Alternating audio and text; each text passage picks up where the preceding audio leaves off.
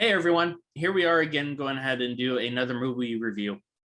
Now, this movie is, of course, one of the more controversial movies that are out there right now, and that is Halloween Ends. So sit back, grab your popcorn. If you want to watch the movie before this, more than welcome to, but let's go ahead and review the movie. Hello there, and good evening, ladies and gentlemen, and children. So most recently, I've been watching the Halloween flicks. Now, I have, of course, seen the original Rob Zombie ones. I have seen, of course, number 2, 3, H2O, Resurrections, as well as, of course, the newer ones too, 2018, Kills and Ends. Not a big fan of H2O Resurrections at all. Rob Zombie did okay, pretty good on the first one. Second one, not so much. The second one, in my opinion, was better than what people make it out to be. The third one, I love it. It is to me, it's a cult classic. It's very underrated in my personal opinion. Whether or not, if you guys believe that, I mean, let us know down below in the comments. That's my personal opinion. Again, I enjoyed 3. Halloween 2018, it was good. Halloween Kills, not much of a fan. But let's talk about, of course, Halloween Ends. Now, Halloween Ends is one of those movies that it's getting a lot of flack because it's not how a lot of individuals thought it would go down. And it's kind of understandable. If you've seen this flick, you can kind of understand where I'm going at with this. Now, the opening credits, of course, it's all blue. It's not the usual Halloween orange. And my understanding from that is, of course, to pay homage to Halloween 3 Season of the Witch, which good callback. However, the storyline, it sets up a character that we know, we're being introduced to, Corey. He is a babysitter who babysits a kid, which is kind of a brat in a way, while his parents are out doing dinner, whatever, like on a date. Well, Corey gets trapped in the attic by this kid. He tries to get out. Now you're talking about like a 3-story level house. Corey's like kicks open the door, and all of a sudden the kid gets smacked by the door, falls down or falls over the railing, and ends up hitting the floor right in front of his parents, dying. At that point in time, Corey is labeled as a psychopath, as a killer, even though it was an accident and he didn't mean to. This is the start of course, a thing that will be haunting Corey for his whole entire time and his whole entire life. And of course, this is 4 years after Halloween Kills.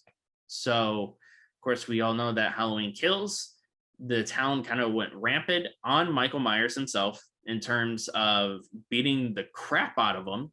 But yet, Michael did his own slashing right back to them. So when we see Michael, of course, he is very much in the sewer 4 years later. And this is where a lot of people don't like it, is the fact that he's basically a crippled old man. And at this point in time, you kind of have to understand that it makes sense, logically speaking, because look at how old he is. And he's older than Lori, and Lori is already technically could be a great grandmother at this point. But even so, it paints a picture that Michael Myers is definitely a individual who has been hurt and just basically all around weak at this point.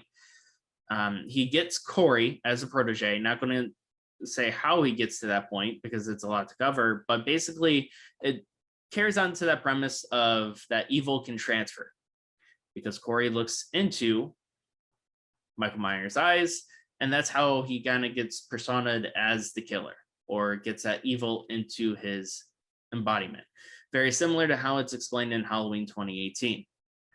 And the doctor being so obsessed with death and killing. So at that point, Michael and Corey start a killing spree. All while Corey is actually having a relationship with Laurie's granddaughter. And there are definitely clips of that, of how that relationship has blossomed and how it would create an issue between Laurie, Corey, and Laurie's granddaughter. And if you don't know yet, of course, Laurie's daughter did die in Halloween Kills. Michael Myers did kill her at that point in time, at the very end. But regardless, It's setting up a strange relationship between the two. Did I mind it? Not really, because at this point in time, you really do feel bad for Corey in general, just because of all the crap he went through in the beginning. You don't feel bad for him when he starts killing and being his right hand man to Michael Myers.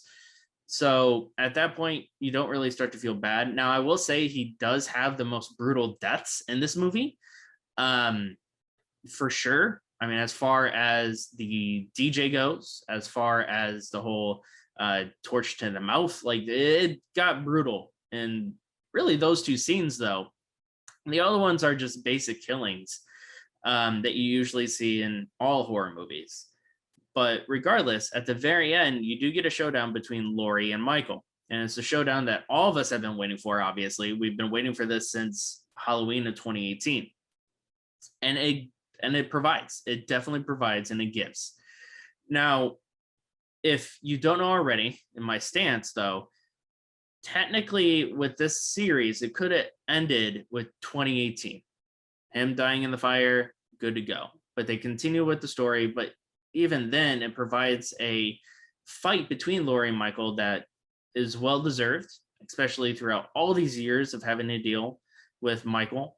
And it kind of ends with Michael being decomposed and demolished. Really, like you see what happens to him, and it's like, yeah, no, there's no coming back from that. So at that point, you just never know what they do from this point. Do they continue? Do they find a new killer, like how some of other serial killers like Scream has gone to? It can go one or two directions because evil travels. But altogether, my personal opinion, I kind of wish that they would have kept Halloween 2 in the same timeline, like 2018, followed from Halloween 2, just because to me it makes a little bit more sense. But regardless, I enjoyed the film. I don't think it really deserves as much flack as it's gotten. It was entertaining because you really have to look at it as they're trying to tell a new story. Yeah, there's not a lot of Michael Myers, and they could have kept Corey as a new Michael Myers, and that would have been fine. But let us know what you guys think. Did you like it? Did you enjoy it? Leave a comment below. Make sure you subscribe on all channels, as well as check out the merchandise link below, and we'll see you next time.